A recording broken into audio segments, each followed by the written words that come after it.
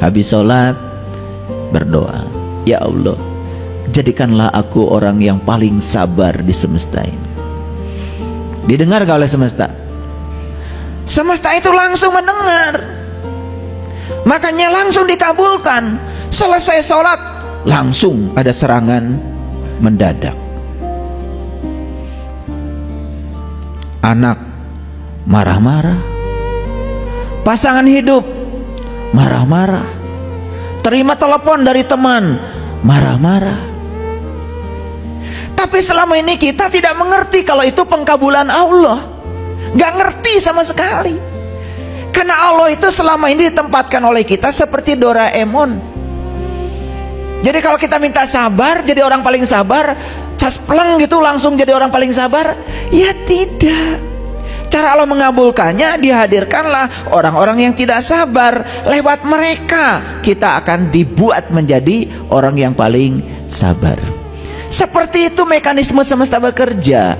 Cuman selama ini kita mengabaikannya, langsung menjas Allah. Kok Allah tidak mengabulkan saya? Padahal anak sudah marah-marah, pasangan hidup sudah marah-marah, baru saja ke jalan, ya, ada orang marah-marah. Itu pengkabulan dari doa kita. Cuman kita nggak ngerti kalau itu pengkabulannya.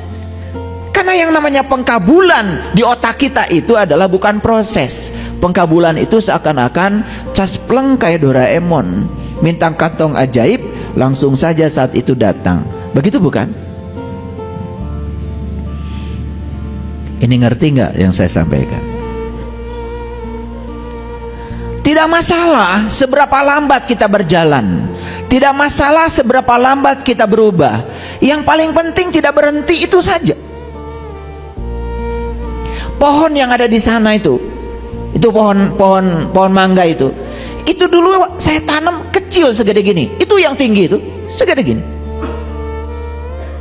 Dan kalau kita tatap sekarang pohon itu, walaupun dia sedang berubah, perubahannya itu tidak akan bisa dideteksi oleh mata kita secara lahir.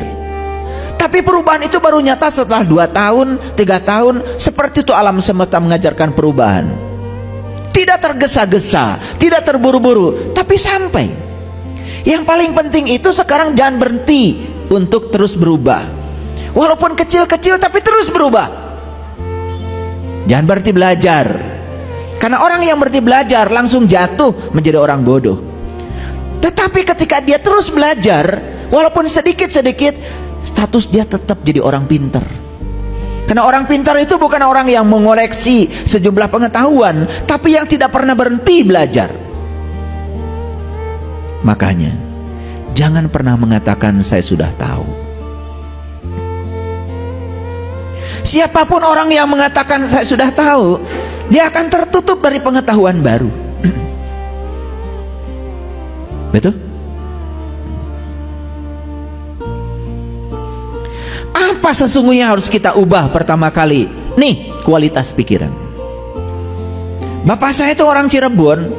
Kalau bicara sama saya sederhana aja, menggunakan kata-kata Sunan Gunung Jati.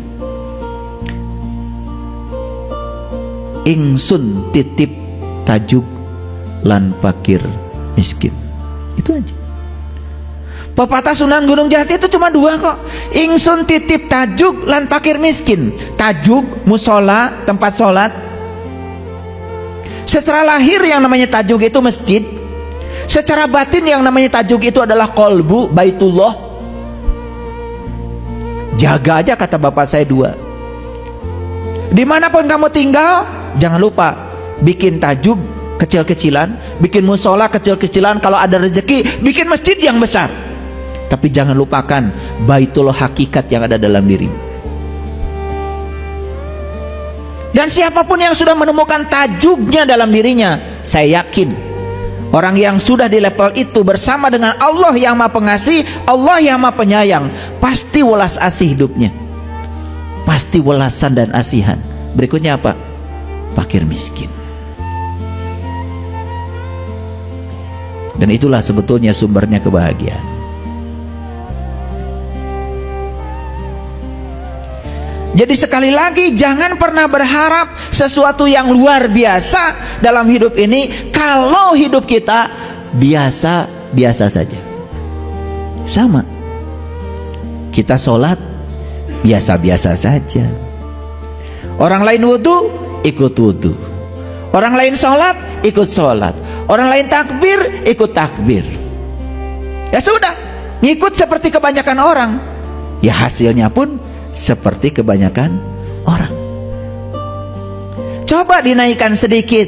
Kenapa Rasulullah mengajarkan kepada kita ketika membasuh wajah, beliau mengajarkan doa, ya Allah, putihkanlah wajahku dengan cahaya.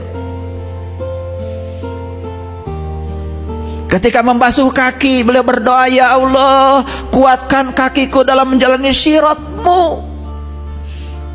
Ketika membasuh hidung, ya Allah, masukkanlah bau surga ke dalam hidungku. Jadi Rasulullah mengajarkan afirmasi, mengajarkan kesadaran. Sebetulnya Rasulullah sedang mengajarkan kepada kita bagaimana kita berterima kasih pada tubuh ini, bagaimana kita mencintai tubuh ini. Makanya tubuh ini kalau diajak bicara luar biasa. Oke, baik. Lihatlah gambar ini. Yang kiri gambar apa itu? Telur. Itu telur dipecahkan dari dalam.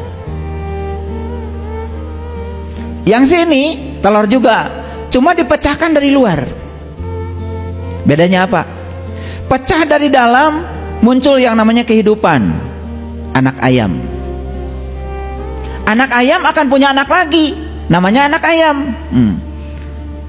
Begitu kan? Dan terus berkembang biak, jadilah banyak ayam. Setuju? Tapi kalau dipecahkan dari luar, tidak jadi anak ayam, jadi telur dadar, telur mata sapi, betul? Ya sudah, jadi itu aja. Makanya dipecahkan dari dalam timbul kehidupan, dipecahkan dari luar malah justru menimbulkan kematian dan kesengsaraan. Sama orang belajar spiritual, sama orang menjalankan agama. Kalau dia itu menggunakan kekuatan dari luar, dipaksa, disuruh-suruh, tidak akan pernah berkembang. Tapi kalau kesadaran muncul dari dalam, itu luar biasa.